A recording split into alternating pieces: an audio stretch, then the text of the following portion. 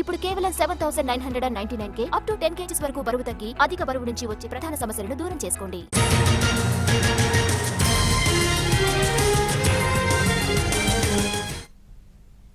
ఈ సాయంత్రం మూడోసారి ప్రధానిగా ప్రమాణ స్వీకారం చేయనున్నారు మోడీ. రాత్రి 7:15 రాష్ట్రపతి భవన్లో నరేంద్ర మోడీ ప్రమాణం చేస్తారు. ఆయనతో పాటు మరికొందరితో మంత్రులుగా ప్రమాణం చేయిస్తారు రాష్ట్రపతి ద్రౌపది ముర్ము. తన నివాసంలో కొత్త మంత్రులతో భేటీ అయిన ప్రధాని మోడీ వారికి దిశానిర్దేశం చేశారు. ఏపీ నుంచి టీడీపీ ఎంపీలు రామ్మోహన్ నాయుడు, పెమ్మసాని చంద్రశేఖర్ కేంద్ర మంత్రులుగా ప్రమాణం చేయనున్నారు. కేంద్ర కేబినెట్లోకి తెలంగాణ నుంచి ఇద్దరికి చోటు దక్కింది. తెలంగాణ నుంచి మంత్రివర్గంలోకి బండి సంజయ్, కిషన్ రెడ్డిని తీసుకున్నారు మోడీ.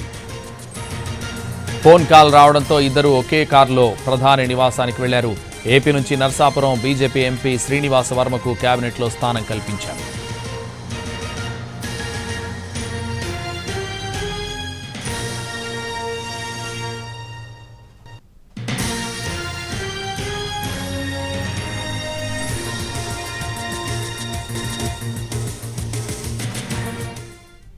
ఈ సాయంత్రం మూడోసారి ప్రధానిగా ప్రమాణ స్వీకారం చేయనున్నారు మోడీ. రాత్రి 7:15 రాష్ట్రపతి భవన్లో నరేంద్ర మోడీ ప్రమాణం చేస్తారు. ఆయనతో పాటు మరికొందరితో మంత్రులుగా ప్రమాణం చేయిస్తారు రాష్ట్రపతి ద్రౌపది ముర్ము. ఇదే విషయానికి సంబంధించి మరింత సమాచారం మా ప్రతినిధులు ఢిల్లీ నుంచి ప్రసాద్ అలాగే రాజు లైవ్లో అందిస్తారు. ముందుగా ప్రసాద్.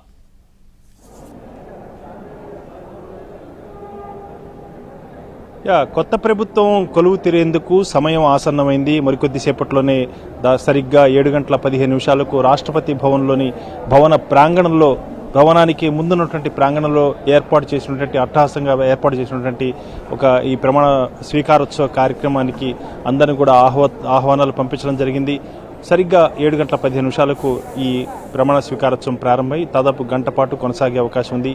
50 మంది పైగా మంత్రులు ప్రమాణ స్వీకారం చేయబోతున్నారు. మోడీతో పాటు గత ప్రభుత్వాల్లో పనిచేసినటువంటి మంత్రులంతా కూడా ఆయా శాఖలకే పరిమితమయ్యేందుకు అవకాశం ఉంది. వారంతా కూడా ఈ మంత్రివర్గంలో కూడా కొనసాగుతారు. అయితే ఈ కొత్త ప్రభుత్వానికి ఒక ప్రత్యేకత ఉంది. బీజేపీ నేతృత్వంలో ఎన్డీఏ సంకీర్ణ ప్రభుత్వం ఏర్పడబోతుంది. సంకీర్ణ ప్రభుత్వం అయినప్పటికీ కూడా బీజేపీ అగ్ర తాంబూలాన్ని పుచ్చుకుంది. ఆ మేరకు కీలకమైనటువంటి శాఖలన్నీ కూడా తన వద్దనే ఉంచుకుంది. భాగస్వామ్య పక్షాలు కూడా చాలా కీలకమైన భాగస్వామ్య పక్షాలుగా 28 మంది ఎంపీలతో ఇటు తెలుగుదేశం పార్టీ 16, జనతాదళ్ యునైటెడ్ 12 ఈ 28 మంది ఎంపీలతో వెన్నుదన్నుగా ఈ ప్రభుత్వానికి మద్దతుగా ఉండబోతున్నారు. ఈ రెండు భాగస్వామ్య పక్షాలు కూడా కీలకమైనటువంటి పదవులు ఇచ్చేందుకే అవకాశం ఉన్నట్టుగా